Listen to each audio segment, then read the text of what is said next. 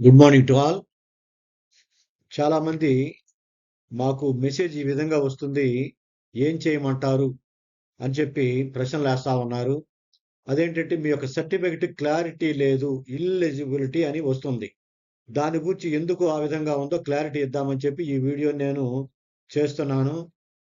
ఆ, మనం పిఎస్సిఎల్లోకి వెళ్ళి ఎంక్వైరీ కొట్టిన తర్వాత ఈ నంబర్ ఒకటి మీకు ఎగ్జాంపుల్ గా చూపిస్తున్నానండి. ఈ అమౌంట్ మీకు ఆల్రెడీ ఎలా ఎంటర్ చేయాలో మీకు తెలుసు.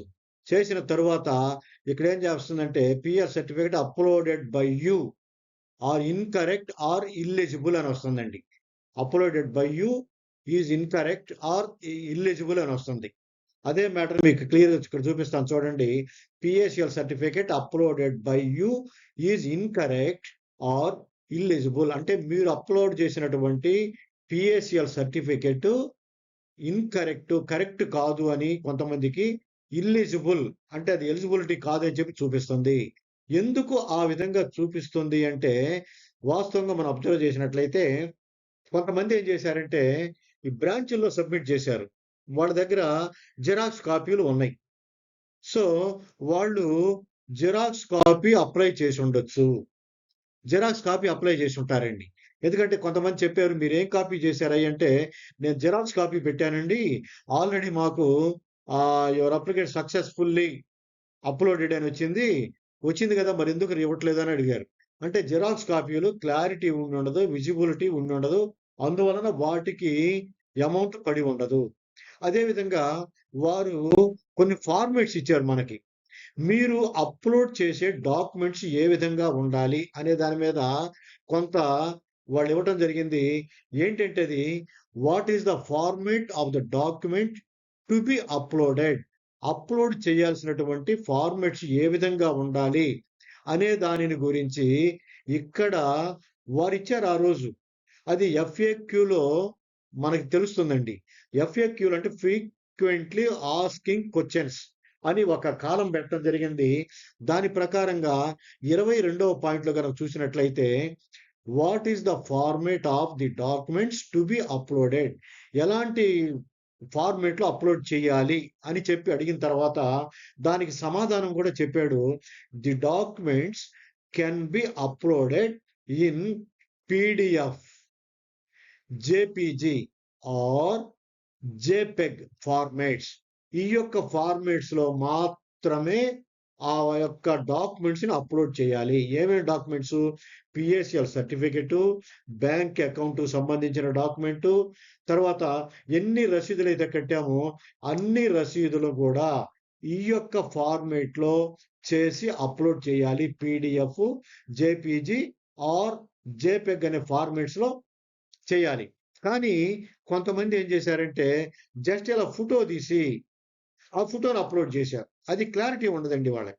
ఎందుకంటే కోట్ల మంది ఇన్వెస్టర్స్ ఉన్నారు కాబట్టి ప్రతి ఒక్కరు వాళ్ళు చేయలేరు. అందుకని చెప్పి ఈ యొక్క కంప్యూటర్ సిస్టంలో ఆన్లైన్లో కొన్ని మెజర్మెంట్స్ ఇచ్చారు. ఆ మెజర్మెంట్స్ ద్వారా వాళ్ళు ఈజీగా చేయటం కోసం ఇవ్వటం జరిగింది. కాబట్టి మెజర్మెంట్స్ కరెక్ట్ గా లేనివన్నీ కూడా ఇల్లిజిబుల్ అని చెప్పి చూపిస్తుందండి. Your application is incorrect or illegible అని చూపిస్తుంది. దాని యొక్క అర్థం అది. అదే విధంగా ఇంకా ఏం చెప్తున్నాడు చూడండి. What should be the specifications of the documents being uploaded, దాని యొక్క స్పెసిఫికేషన్స్ ఎలా ఉండాలో ఇక్కడ చెప్పాడండి.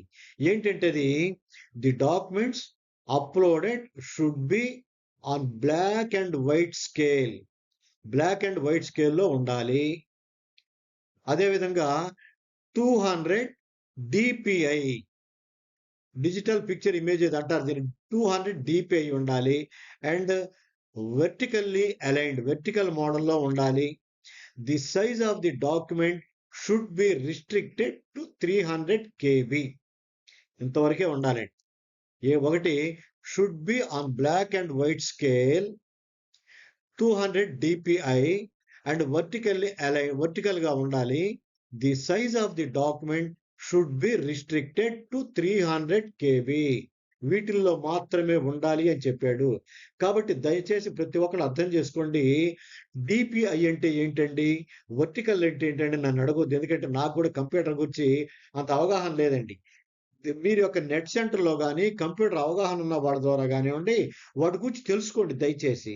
తెలుసుకొని ఆ విధమైనటువంటి కొలతలతో మీ యొక్క డాక్యుమెంట్‌ని అప్‌లోడ్ చేయాలి. అదే విధంగా ఆహ్, మీరు అప్‌లోడ్ చేసే ముందు డౌన్‌లోడ్స్ అని ఒక కాలమ్ ఉంటుందండి ఆ పేజీలో. ఆ డౌన్‌లోడ్స్ క్లిక్ చేసినా గాని దాని దగ్గర కూడా ఇచ్చాడు క్లియర్‌గా. Document should be scanned as per following specifications. Colour mode black and white కలర్‌లో ఉండాలి. కలర్ స్కేల్ అన్నాడు ఇందాకక్కడ. సో, బ్లాక్ అండ్ వైట్ ఉండాలి. చాలామంది ఫోటో తీయటం, ఆ కలర్ పెట్టడం జరిగింది. బ్లాక్ అండ్ వైట్‌లో ఉండాలి. తర్వాత మినిమమ్ డీపీఐ 200 ఉండాలి. మాక్సిమం ఫైల్ సైజ్ 300 కేబీ ఉండాలి. ఫైల్ టైప్ వచ్చేసి పీడీఎఫ్ గాని, పీఎన్‌జీ గాని, జేపెగ్ గాని, జేపీజీ గాని ఉండాలి. ఈ 4 రకమైనటువంటి ఫార్మాట్స్ పెట్టి అప్‌లోడ్ చేస్తే మాత్రమే ఆ యొక్క అప్లికేషన్ కరెక్ట్‌గా ఉన్నట్టు లెక్క. ఈ విధంగా చెయ్యలేదు చాలామంది. చెయ్యకపోవడం వలన మీ యొక్క అప్లికేషన్స్ ఇన్‌కరెక్ట్ అని వస్తుంది. అదేవిధంగా లెజిబిలిటీ లేదు అని చెప్పి ఇన్ఫర్మేషన్ వస్తుంది కాబట్టి, మీరు ప్రతి ఒక్కళ్ళు గూడా దాన్ని గమనించండి. అయితే ఇక్కడ కొంతమంది మళ్ళీ నన్ను ఒక ప్రశ్న అడుగుతారు. సార్ ఈ విధంగా ఇప్పుడు అప్‌లోడ్ చేయొచ్చా? ఇప్పుడు చేయొచ్చా అంటారు. ప్రెజెంట్ గానైతే అప్‌లోడ్ చేయటానికి అవకాశాలు లేవు.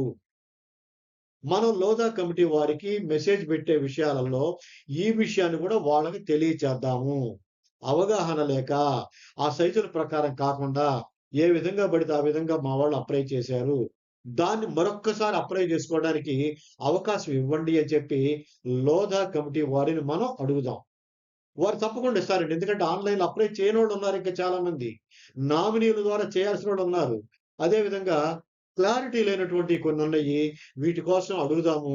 అడిగిన తర్వాత వారు ఎప్పుడైతే మనకు అవకాశం ఇస్తారో, ఆ అవకాశం ఇచ్చిన పిదప మళ్ళీ అప్‌లోడ్ చేద్దాం. అప్‌లోడ్ చేసే టైంలో ఆ అవకాశం గనక మనకిస్తే తప్పనిసరిగా నేను మీ అందరికి కూడా ఏ విధంగా స్కాన్ చేయాలి, ఎలాంటి సైజు పెట్టాలి అనేది క్లియర్‌గా మీకు నేర్పిస్తా నేను. ఈలోపు నేను గూడా డీపీఐ అంటే ఏంది? వెర్టికల్ మోడ్ అంటే ఏంటి? వెర్టికల్ అంటే బహుశా ఈ టైప్ అనుకుంటా ఇట్లా ఉంటుందనుకుంటా. నిలువు గాకుండా. దాని గురించి నేను గూడా తెలుసుకుంటాను. జేపెగ్ అంటే ఏంటి? పీడీఎఫ్ అంటే ఏంది? పీఎన్‌జీ అంటే ఏంటో వాటి గురించి నేను గూడా క్లారిటీ తెలుసుకొని, మీకు తప్పనిసరిగా మీ అందరికి కూడా నేను ట్రైనింగ్ ఇస్తాను. ఇచ్చిన తర్వాత అప్‌లోడ్ చేయొచ్చు. మన కర్తవ్యం ఒకటే. ఎవరెవరికి డబ్బులు రావాలి? ఏ సమస్యలతో ఉన్నయో అన్ని సమస్యలు పరిష్కారం అయ్యేదాకా మనం పోరాటం చేద్దాం. అన్ని సమస్యలు పరిష్కారం అయ్యేంత వరకు గూడా మనం లోదా కమిటీ వారికి టచ్‌లో ఉంటూ ఎప్పటికప్పుడు విషయాలు తెలియజేస్తూ, మన అన్ని డబ్బులు రాబట్టుకుందాం.